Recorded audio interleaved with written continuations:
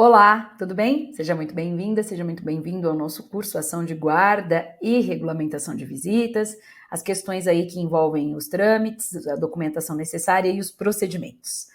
Bom, como você já imagina, esse é um curso que tem um viés prático, né? Mas não deixa de ser necessário que a gente passe um pouco pela teoria e que, inclusive, eu quero também trazer para você algumas questões que a jurisprudência, né, tem decidido, porque é sempre muito importante a gente estar atualizado. Esse é um tema que é bastante, ainda que ele esteja na lei, ele é bastante modificado com a prática, com o dia a dia. Já te digo desde logo que no final desse curso eu vou falar sobre dois assuntos assim que são super espinhosos, que são a alienação parental e o abandono afetivo, que estão relacionados à guarda, e embora o curso não seja especificamente desses assuntos, eu vou aí ponderar com você algumas questões que são importantes e que você precisa conhecer para, como eu disse, melhorar a sua atuação prática, tá bom? Vamos lá? Deixa eu trazer aqui para você. Então, vamos lá. Ação de guarda e regulamentação de visitas, trâmites, documentação necessária e procedimentos. Aqui, no âmbito da nossa matéria de direito de família e sucessões, é um assunto voltado para o direito de família.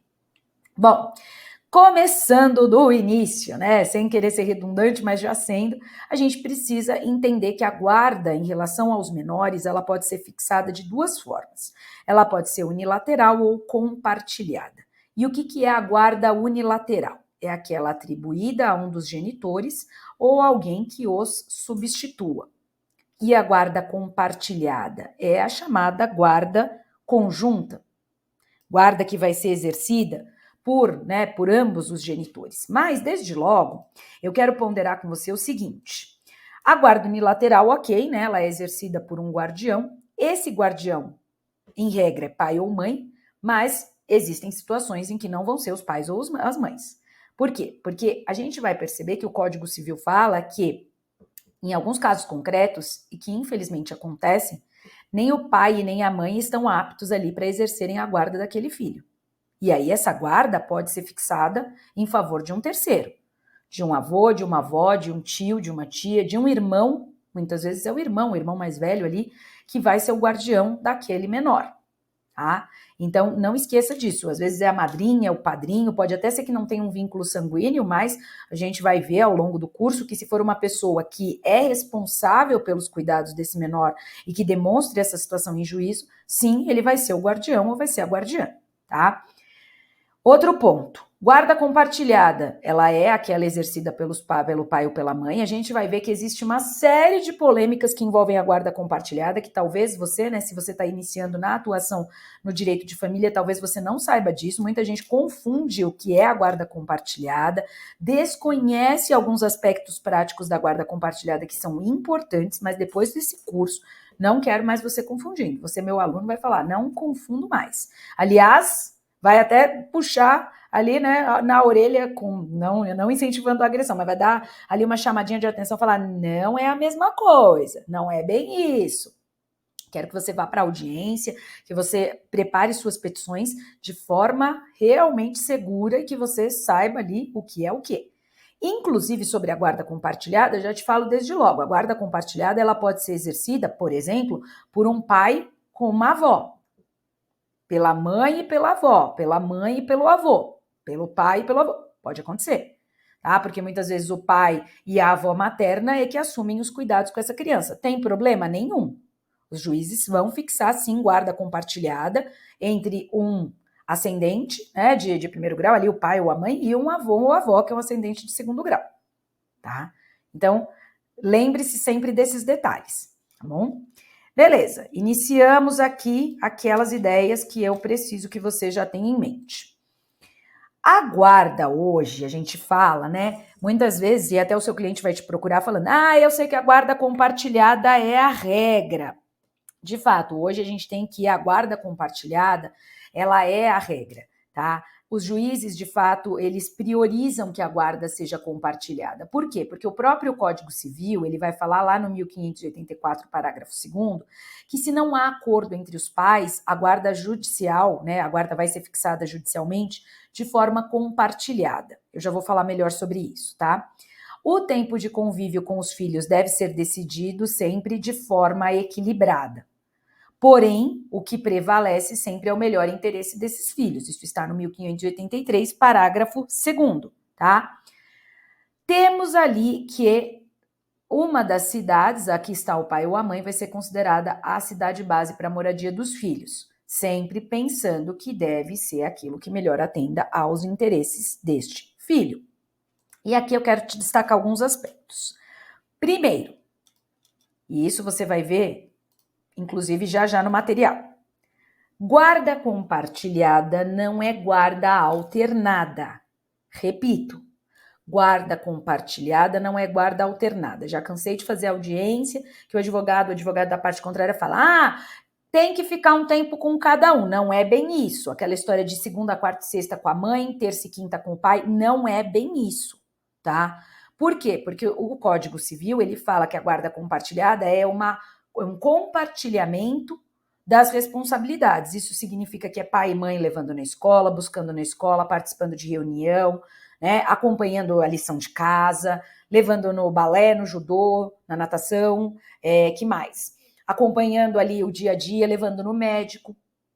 É um compartilhamento de responsabilidades, porque não é um ou outro fazendo as coisas sozinha. Quando a gente tem a guarda unilateral, o guardião ele vai praticamente fazer essas coisas sozinho. Ele vai levar no dia a dia na escola, ele vai ali levar no médico, ele vai ajudar na lição de casa, ele que leva no balé, talvez ele tenha ali um cuidador, uma cuidadora que ajude, né? Mas ele que faz, ele que toma a frente dessas responsabilidades. A guarda compartilhada, a ideia dela é que isso seja dividido entre pai e mãe. Por quê? Porque pai e mãe têm o poder familiar e quando eles estão separados, e que hoje é uma situação bastante comum, isso não pode ser um óbice para a criação do filho, ou seja, não é porque estão separados que somente um tem direito de participar dessa rotina do filho. Ambos têm. Só que é claro que muitas vezes não são ambos que vão, de fato, se comprometer ou vão querer. Então a gente tem, existe um conflito, a gente pensa o seguinte, lá no passado era muito comum, tem conflito, não tem guarda compartilhada, acabou aqui. O juiz já falava, acabou. Estão brigando, não vai ter guarda compartilhada. Hoje essa situação mudou, porque a lei diz, não tem um consenso, vai ser compartilhado. Claro que se houver um consenso de um falando, vai ficar comigo, o pai não quer, não pode, o juiz não vai impor a guarda compartilhada. Ela vai ser fixada unilateralmente em favor daquele que tem a possibilidade. E o outro vai ali ter os períodos de convivência. Porque já quero que você, meu aluno, não fale mais o termo visitas. Professora, que besteira. Olha, tem coisas que a gente pensa que são besteira, mas tem coisa que a gente precisa mudar, né? Esse já é uma nomenclatura que os especialistas na área de direito de família não gostam e que não são adequadas, porque pai não é visita, mãe não é visita. É período de convivência que está na lei, inclusive dizendo que aquele que não está com a guarda tem direito a períodos de convivência. Período de convivência não é visita. Visita, a gente visita um familiar, um amigo que está no hospital, uma mãe que teve um bebê, isso é visita. A gente vai ali rapidinho, dá um abraço, leva uma lembrancinha, isso é visita. Pai e mãe não são visita, tá? Então, você, minha aluna, meu aluno, vai prometer aqui para mim que na sua peça você vai escrever período de convivência, porque isso demonstra muito melhor aí, né, o comprometimento da sua cliente, do seu cliente com a rotina do filho. Mas voltando, esses períodos de convivência, eles são fixados, né, podem até também ter na guarda compartilhada, e que o que acontece geralmente na compartilhada é que há um compartilhamento da rotina, mas como eu disse, não é guarda compartilhada, não é guarda alternada. Segunda, terça e quarta fica com um, quinta e sexta com outro. Não. Por quê? Porque isso, inclusive, gerou a doutrina chamando, né, que essa seria a criança mochilinha. Porque a coitada da criança, ou do adolescente, só ficava com a mochila de um lado para o outro. Vai para casa da mãe, vai para casa do pai. De segunda, quarta e sexta na casa da mãe, aí esquece o caderno na casa do pai, aí não fez a lição porque foi para casa da mãe, aí perdeu a hora. Não é isso que é a ideia da guarda compartilhada. A guarda compartilhada é ter uma residência base, tá? Fixa a residência base, por isso que tem que fixar a cidade de residência como uma base da criança, tá? E aí ela vai ter um compartilhamento ali de períodos. Pode até ser que ela passe uma noite durante a semana na casa de um dos pais e fique os outros dias com o outro, mas isso não pode prejudicar a rotina, prejudicar a escola, certo? E as outras atividades que a criança faz. Então, é muito importante atentar que uma coisa é uma coisa, outra coisa é outra coisa. Tem guarda alternada? Eu não tenho visto os juízes fixarem. Os juízes não gostam de guarda alternada e com razão. Por quê? Porque a guarda alternada, ela prejudica ali a rotina da criança, o desempenho da criança. Muitas vezes ela bagunça a vida da criança de tal forma que pode prejudicar no desempenho escolar, né, na questão afetiva, na questão de desenvolvimento. Então, por isso, não é a mesma coisa, não coloque como sendo a mesma coisa, tá bom? Porque não é. Então, é cabível sim a guarda compartilhada, a gente tem que buscar que ela seja assim fixada. Então, você estando ali numa posição em que você vai ingressar com uma ação ou vai apresentar uma defesa, batalhe pela guarda compartilhada se esse é o objetivo do seu cliente. Claro que não é você que vai impor, porque a pessoa tem que saber quais são as suas possibilidades, ela não pode assumir uma obrigação que ela não vai cumprir e que acaba gerando depois lá um transtorno no futuro. Tá bom? Mas sim, brigue pela guarda compartilhada, porque não é porque a mãe deu à luz que ela vai ficar com a guarda só unilateral. É claro que muitas vezes ela tem uma estrutura, mas o ideal é que seja compartilhada, porque ambos devem tomar as responsabilidades e continuar sendo responsáveis pelos filhos quando, né, da mesma forma que quando eram casados, viviam em relação de união estável, seja lá o que for, tá? Podem ser pais solteiros e mesmo assim ambos têm que arcar com essa responsabilidade. Bom, dito isso, que guarda alternada não é compartilhada, eu também quero dizer para você o seguinte: olha aqui o que o STJ já falou sobre isso. Guarda compartilhada, ó, no RESP, até se você quiser consultar depois, um RESP aqui do ano de 2020, 187-8041, guarda compartilhada, esse é só um trecho, tá? Não se confunde com a guarda alternada e não demanda custódia física conjunta, por isso não é aquela situação. Ah, fica 3 dias com um, 3 dias com outro. Não é isso, tá? Tampouco tempo de convívio igualitário com os filhos, olha essa expressão aqui, ó. Sendo certo, ademais, que dada a sua flexibilidade, essa modalidade de guarda comporta as fórmulas mais diversas para sua implementação concreta, notadamente para o regime de convivência ou de visitas a serem fixados pelo juiz ou por acordo entre as partes em relação às circunstâncias fáticas de cada família individualmente considerada. Então, é importante a gente atentar para isso, tá? E aqui, ó, dá uma olhadinha nesse recurso. Deixa eu ver. Ah, não, eu até trouxe, eu só destaquei o trecho, mas tá aqui o julgado, tá? O acordo. Ó, só vou destacar alguns pontos. A fixação da guarda compartilhada hoje é obrigatória no nosso sistema jurídico brasileiro, tá? O fato dos genitores estarem domiciliados, né, terem domicílio em cidades distintas, representa um óbice. Então, aqui é uma situação complicada, né? Embora a lei fale, lá o Código Civil fale, que vai ser fixado uma cidade como base, aqui o julgado, no caso concreto, já diz, olha, cidade distinta vai ser um pouquinho mais difícil, né? A guarda compartilhada deve ser fixada mesmo quando inexistente acordo entre os genitores. Aqui sim. Não tem acordo, vai ser compartilhada. Não é porque eles estão ali em desacordo que não pode ser compartilhada, tá? O termo será não deixa margem a debates periféricos, fixando a presunção relativa de que se houver interesse na guarda compartilhada por um dos ascendentes, esse será o sistema eleito, salvo se um dos genitores declarar ao magistrado que não deseja a guarda do menor. Aí, obviamente, o juiz, né, nenhum juiz em sã consciência vai obrigar, porque sabe que isso não vai ser nem um pouco benéfico para a criança. Apenas 2 condições podem impedir a aplicação da guarda compartilhada: a inexistência de interesse de um dos cônjuges ou a incapacidade de um de exercer o poder familiar, tá? Aqui, guarda compartilhada, como eu já te falei, não é o mesmo que guarda alternada, tá? Aí, veja que embora tenha falado que não é simples, aqui no ponto 7 ele até fala é admissível a fixação da guarda compartilhada na hipótese em que os genitores residem em cidades, estados ou até mesmo países diferentes. Máxime, tendo em vista que o avanço tecnológico hoje é plenamente possível que os pais compartilhem essa responsabilidade. Especialmente hoje, né, aí num período pós-pandemia, que a gente tem inclusive que, por exemplo, tem que participar de uma reunião. Pode ser online. Tem que falar com o psicólogo, com a psicóloga que atende o menor. Pode fazer chamada de vídeo. Então, não é porque a pessoa reside em outro lugar que não pode ser compartilhada, porque justamente o objetivo, como eu te falei, na compartilhada, é que pai e mãe exerçam conjuntamente essas obrigações. Tá? Então, isso é muito importante. A gente vai ver no último bloco, eu vou falar um pouquinho sobre alienação parental, que é uma grande discussão hoje para o lado que existe, que não deve existir, aliás, que existe, mas que a lei não deve ser assim ou assado, mas a guarda compartilhada pode evitar que a alienação parental aconteça, o que é o objetivo de todo mundo, né? A gente imagina que deva ser o objetivo de todos. Então, desde logo já te falo, foi procurada por uma cliente, por um cliente, guarda compartilhada é a regra, não quero dividir, você já tem que, a gente, né, não é nossa função precípua, mas muitas vezes o advogado, ele é um pouco psicólogo, mesmo sem formação para isso. Né? E aqui eu quero pedir totalmente licença, né, Vênia, porque o que eu quero dizer é o seguinte, você não vai tomar o lugar de um psicólogo, nem pode. O que você muitas vezes tem que conversar, tem que ser aquela pessoa que fala, olha, precisamos aqui de ajustes.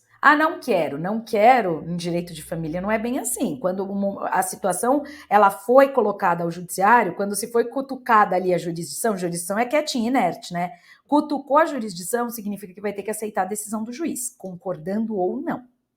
Então, por isso, é muito importante que você deixe claro para aquele que te procura. Hoje a regra é compartilhada. Mas o pai ou a mãe não quer ou não pode ficar. Aí é diferente, tá? Não pode. Tudo bem, então o juiz vai fixar unilateral. Mas como eu te disse, existe inclusive a possibilidade do juiz fixar uma guarda compartilhada entre avó e avô e pai ou mãe. Então, de um lado ali, um ascendente de primeiro grau, o pai ou a mãe, do outro lado de segundo grau. Para quê? Justamente para permitir que a criança tenha pessoas ali cuidando dela. E muitas vezes a mãe sozinha não pode, a avó paterna vai ajudar. E é importante até para a manutenção dos vínculos afetivos da criança com a linha paterna. Porque o objetivo não é deixar essa criança isolada. É claro que eu não estou falando de situações em que houve violência, né, em que existem medidas restritivas, porque infelizmente com uma frequência cada vez maior essas situações existem, né? Então mães foram vítimas de violência doméstica, é óbvio que isso vai dificultar bastante uma guarda compartilhada se tiver uma medida ali restritiva por força de violência doméstica. Então, por isso, tudo vai depender do caso concreto, e aí você, como profissional, vai ter que analisar a situação. Porque existem, tá? Existem situações em que o agressor, ele vai pedir a guarda. E ele vai pedir essa guarda compartilhada. E é claro que você tem que saber responder, né? Numa situação em que a sua cliente, por exemplo, é ré, olha, existe uma medida restritiva. O que acontece é que muitas vezes a medida restritiva não é em relação à criança, não é em relação ao adolescente. Mas é em relação à mãe. Pois é, mas o que eu já vi acontecer, e tem acontecido, é que os juízes falam, vai ser compartilhada, mas aí a mãe, né, vai ter que ter uma estrutura ali para que ela entregue a guarda por intermédio de uma outra pessoa, ou até num órgão, enfim, num local público, para não ter contato, não ter um risco de violência. São situações delicadíssimas, tá? Mas que pode acontecer. Mas você, enquanto advogado da parte, precisa ter ali todas as provas, todos os elementos probatórios dessa situação e sempre ponderar com o seu cliente, com a sua cliente. Vamos e temos que pensar no melhor interesse do menor. É isso que está na lei e é isso que nem precisava estar na lei, mas infelizmente o bom senso falta às vezes, né? Então a lei tem que estabelecer, olha, vai priorizar o melhor interesse do menor, tá? Mas mora em outro estado, não é um óbice, já vimos aqui. Cidade, estado e até país não é um óbice. Porque, de novo, os períodos de convivência, eles vão ser fixados com base no que for melhor ali as necessidades da criança ou do adolescente. Tem que observar a rotina escolar. Hoje em dia a gente tem crianças e adolescentes que muitas vezes ficam o dia inteiro na escola, né? Então, cheio de atividades. Mas, então, a sua situação tem que observar, né? Essa questão do exercício da guarda tem que observar essa situação da criança e do adolescente. Pode ter no meio da semana a criança indo para a casa do pai? Pode, tá? Mas já te falo, o Poder Judiciário não gosta dessas situações. Segunda, quarta e sexta com o pai, terça, quinta e sábado com a mãe, porque isso bagunça a vida e muitas vezes o juiz não vai fixar dessa forma, o promotor ou promotora não vai, né, que falam ali no processo, porque representam... tem que falar quando existe um incapaz ali envolvido, a promotoria, eles não vão apontar para essa solução, tá? Então, muita atenção para isso, para que você não encontre obstáculos aí na ação, tá bom? Eu vou fechar aqui o nosso primeiro bloco, porque na próxima parte eu vou falar de questões práticas aí, petição inicial, o que você tem que ter de requisito, documentação, quais são as provas cabíveis, tá bom? E aí, então, eu exploro melhor isso com você no próximo bloco. tá? É isso, então, volto já, né, fica atento para esses pontos, porque vai vir muita coisa aí, vai ser um banho de coisas práticas importantes para nós. Tá? Até daqui a pouco.